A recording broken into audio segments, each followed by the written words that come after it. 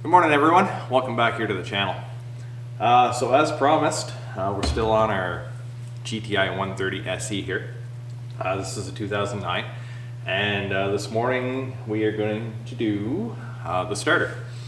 Now, starters on Seadoos, for whatever reason, it freaks a lot of people out. And first of all, you can't see them. You know, a lot of people are telling you that you have to pull the engine to do it. And I'm here to tell you from a person who has changed a pile of starters on Seadoos from all ranges, from the 80s, the 90s, the 2000s, and into these things here. It's not required to pull the engine. It's not really required to pull anything. There are the odd exception to some of this, but for the most part, you don't have to. So today though, we're gonna specialize, we're just gonna do, and we're gonna talk about the 1503 engine. And so anyways, I'm gonna go over the tools that you need to do this, what you have to do, and by all means, this is a DIY, no problem, take your time, but you can do it yourself. And if you got somebody telling you that you got to pull the engine, or you got to pull an exhaust manifold, or this and that, and it's a 5-hour job, it's total BS. So anyways, this is what you need to be able to do it. First of all, you need a good high-powered light, and you can see that right there. So a good light that you can stick in there, that's not going to get in your way. You can actually see what's going on. The next thing you're going to need is a 1/4-inch ratchet. Preferably, and you're not all going to have this if you're working out of a Mastercraft toolkit or something like that, you're not going to have that. But if you do, it's a very fine tooth 1/4-inch ratchet. And I mean, like, you move that a hair and it clicks in on the gear. So there's a lot of teeth in there and it allows you to get into a lot of tight places and, you know, get some really stubborn bolts out. I also have a flex head 1/4-inch here, and it's a flex head because of that obviously, but it's a little bit longer. And I wasn't too sure how tight these bolts were going to be, so sometimes a little bit extra grip goes a long way. The next thing that you're going to need, this is an inverted Torx bit, and if you can see that right there, so that's what you're going to require to take out these bolts right here. And this is an E8 is what they classify it as. So you're going to need an E8 inverted Torx socket. And finally, you're going to need a 10 mil. So there you go. Just a 10 mil socket to be able to take off the nut for the starter. And if you do have access to a small little pry bar like that, just to pop the starter out, and a flat screwdriver just in case you can't get in there with your pry bar. And the best thing of all is going to be a mirror. That's going to help you out a lot. The best thing I can do is, or say, is to either watch this video or pull up a parts fiche for the Seadoo that you're working on, and it's going to allow you to locate the starter and what holds the starter on prior to going to remove it yourself. On this one here, you can actually trace the positive cable right back very easily to it, and so it was quite easy to locate. So I went ahead here yesterday before I left and I removed the old starter. So this is the old starter here. We got double O-ring here, we got the starter gear on the end, and the starter as a whole. So your 2 bolts basically go in here. There's nothing on the ground post, and your positive wire is going to go right here on the stud. So this is the one that we're removing. There's a little bit of oil here. It goes into an oil bath. You do not need to drain the engine oil to change the starter. Again, you do not need to change the engine oil or remove the engine oil to change the starter. Just putting that out there. So anyways, it's going to be a little bit difficult to show you on this. I'm going to put the camera in See if I can show you a little bit of angle. Other than that, it's a whole bunch of just hopping up on the floorboard here and getting in with both hands and just feeling around. I'm going to set the camera up so that you can see that kind of happening, but I'm going to put it in there as well to kind of show you, hopefully, what we're up against. All right, so here we are looking in under the seat of a Seadoo with a 1503 non-supercharged engine in it, and here we are, right? So on the port side, which is the left side here, and it's going to be difficult to show, but just down here, see if I can get in there, that is your exhaust manifold right there. You have a coolant hose that runs over top of it, right over here. Our exhaust manifold sits here, but as you can see, I got a little bit of room here. I can put my hand down there. So if you're able to take your light, lay your light down in here, the bottom of the hull, and put your mirror in there, it's going to really help you get an angle. And then you can't see it right now because it's obviously out of there, but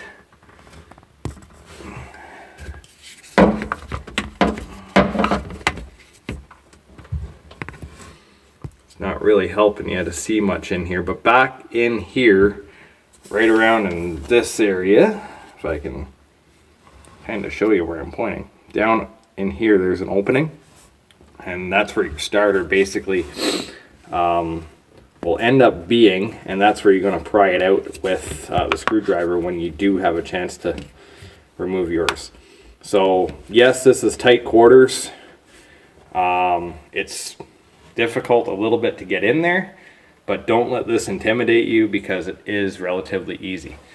Okay, so camera angle for this is not going to be the best, but it's going to give you an idea of how to get in there and how to maneuver around. So I went ahead off camera here and I swapped. The new starter doesn't come with the gear on there, so it comes off with just a circlip right here. I think you can see that.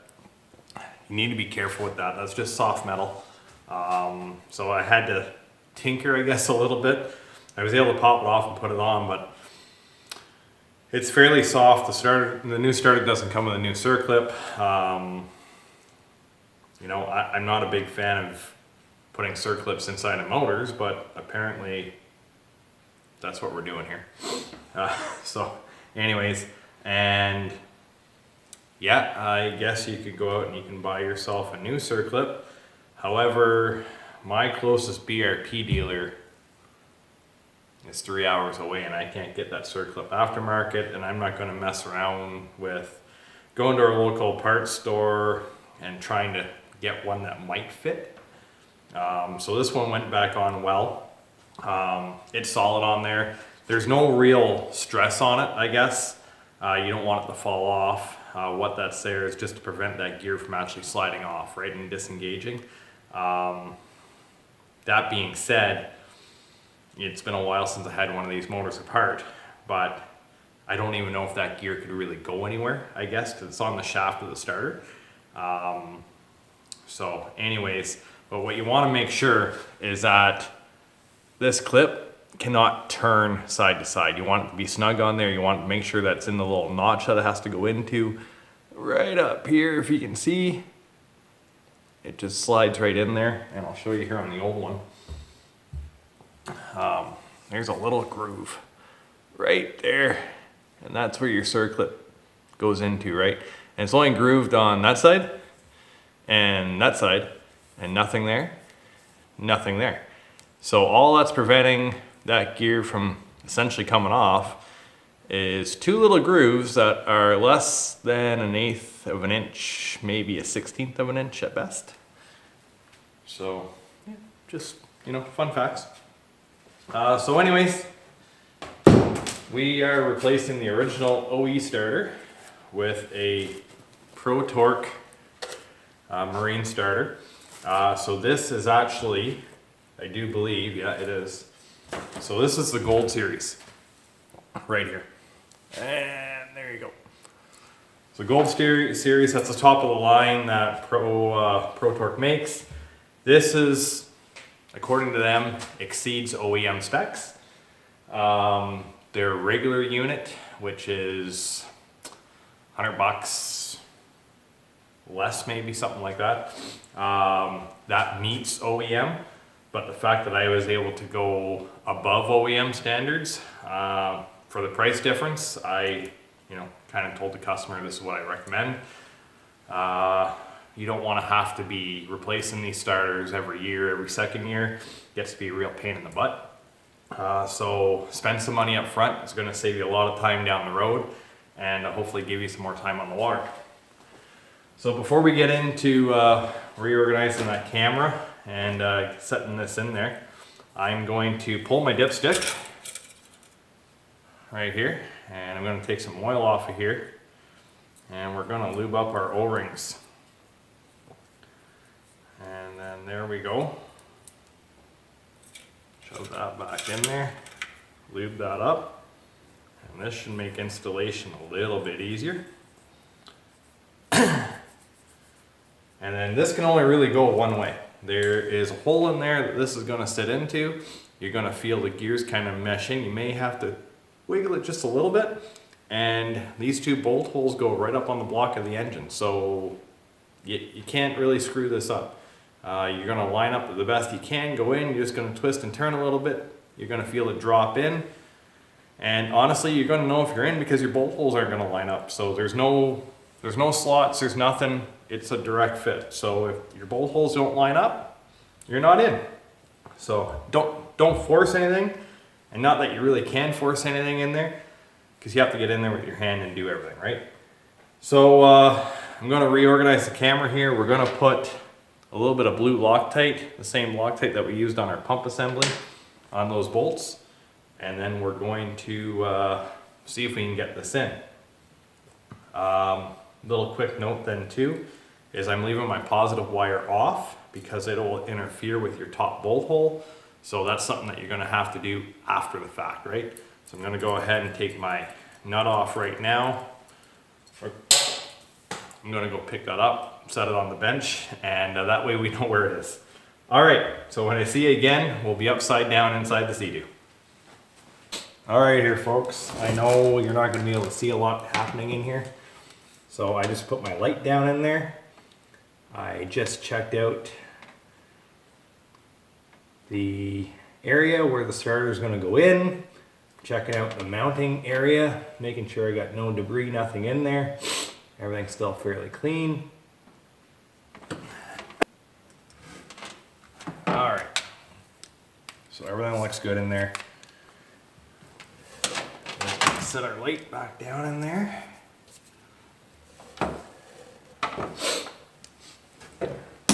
And I apologize there, whenever I get upside down and everything, the nose starts running again and the sniffles happen. So here we go.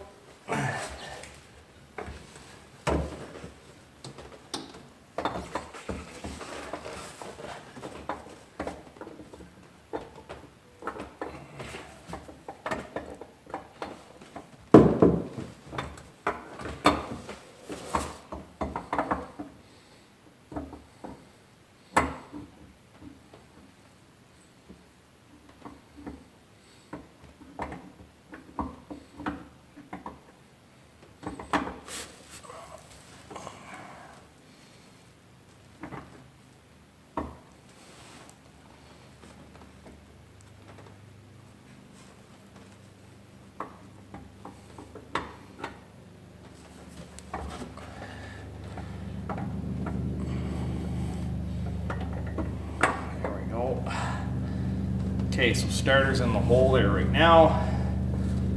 I just want to position my brackets a little bit. Just so we're going to be square to the motor here. And then we're going to see about dropping this baby in. And there we go. I can feel it just slip in there.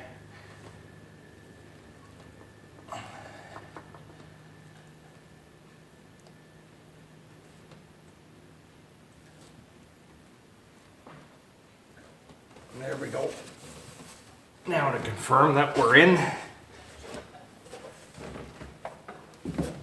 actually take my light here, and I've tried to show you this here already, but I know it's difficult to see. But you can see your starter here from the back side, and all you want to do is you want to confirm that you were able to get it all the way in where it needs to be. And it looks like on this I still have about 1/4 of an inch to go, so that's probably my gear just hanging me up here right now. So I'm just going to hop back up, get in there and see if I can jiggle that a little bit.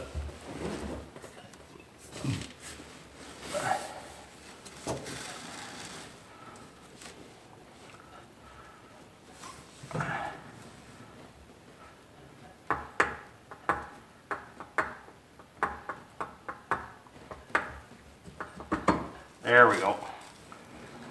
Just jiggling that a little bit. She just dropped right in.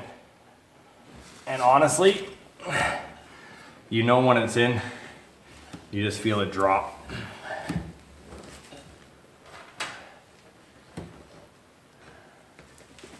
So we're gonna do 1 bolt at a time here for our starter mounts.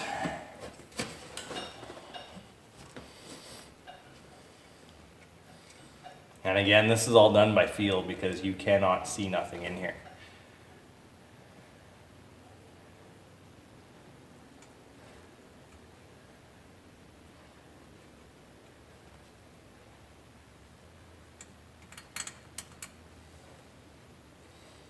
I'm going to start these all off my hand.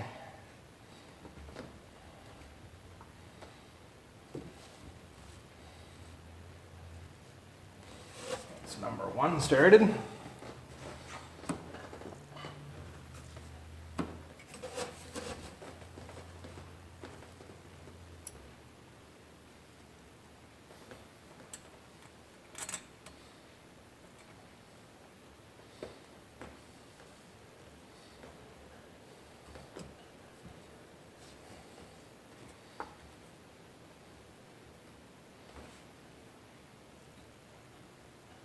And then there's number 2 started. So I'm just gonna go, I'm gonna tighten these down now. And we'll be on to the next step.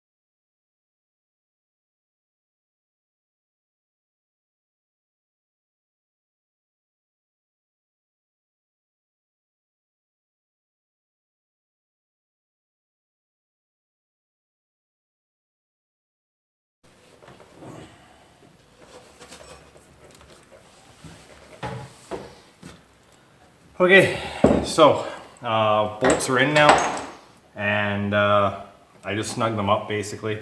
There's blue Loctite on them, so tight but not too tight. They are just small bolts, and really that's it. So now all we have left to do is hook up our positive cable, and we are good to go.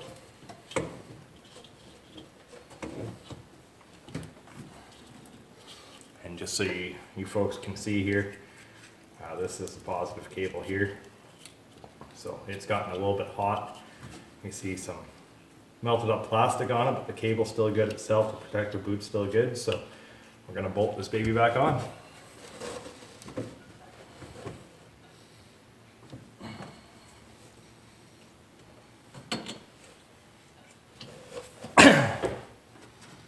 So I like the aftermarket, what they did.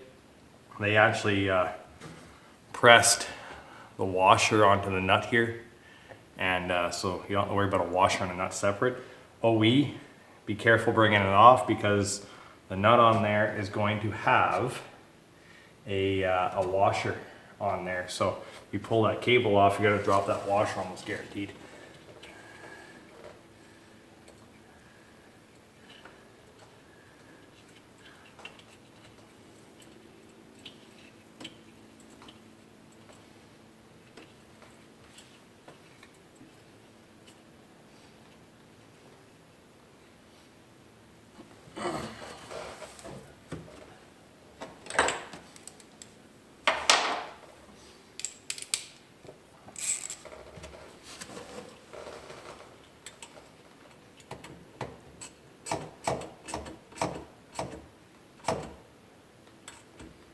Now you want to be very careful here with that stud.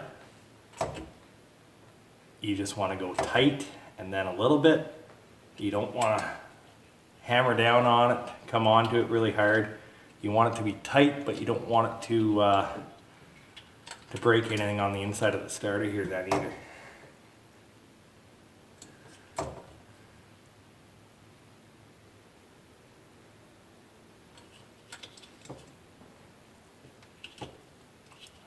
Just give your cable a little pressure there to make sure that it's tight on there, that it can't move. There we go. That's snug. All is good. Starter's installed. Time to hook up the battery and make sure everything works. So here we go. I'm just going to hook up this battery, and just for you folks at home, if you're first time do it yourselfer or just getting into doing this, the best thing that I can recommend when you're working on the pump assembly, working on electrical, anything like that, if you don't need the battery voltage, would be to disconnect the battery to prevent any accidents. When you're disconnecting it, negative first, you can just leave the negative off then at that point. If you want to do a full connect or disconnect, then negative first and then positive next. Whenever you're hooking it back up, it's reverse, so the positive goes on first and then the negative goes on first, or second, sorry. So positive then negative when hooking up. And the reason for that is if you put on your negative and if you accidentally touch when you're tightening up your positive, then if you did it in reverse, you have a chance of arcing out. Where this way with the positive on first, you tighten it down and you hit anything, nothing's grounded, so it won't arc. And nothing's live until that negative battery cable goes on. And then of course if you hit negative to negative, nothing's going to happen.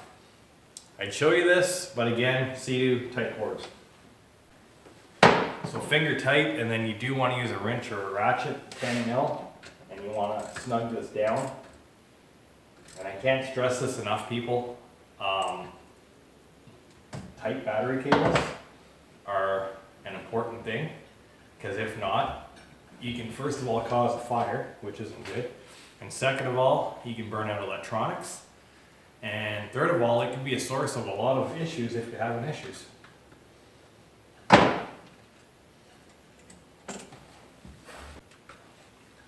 So there we go. I'm going to take the camera down. I'll rearrange it there, and then we'll see if this thing fires up. All right, so here we go. I checked the oil obviously whenever I pulled the dipstick, so that's all good. And we hooked up the battery. I load tested that off camera. It's all good to go. Our battery cable's hooked up. Our starter's installed where it should be. Moment of truth.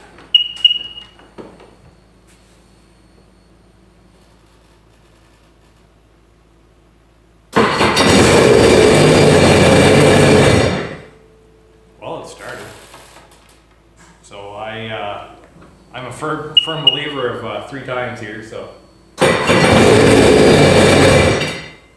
And the nice thing I like about it, we don't have the noise that I was concerned about whenever I initially brought this in. I think that was because of the loose impeller on the pump.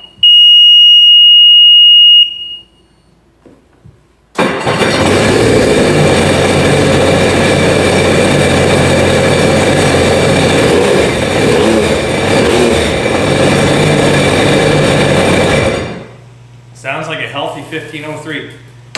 So there we go, folks. That's everything. So we did the wear ring on this one. That's the first video that I would have put out. And this here is the starter and the battery hookup for this part of the video. So that's all done now. Just going to clip this hose back in. And basically all I need to do is unhook the battery, and you know, we're done mechanical wise for this.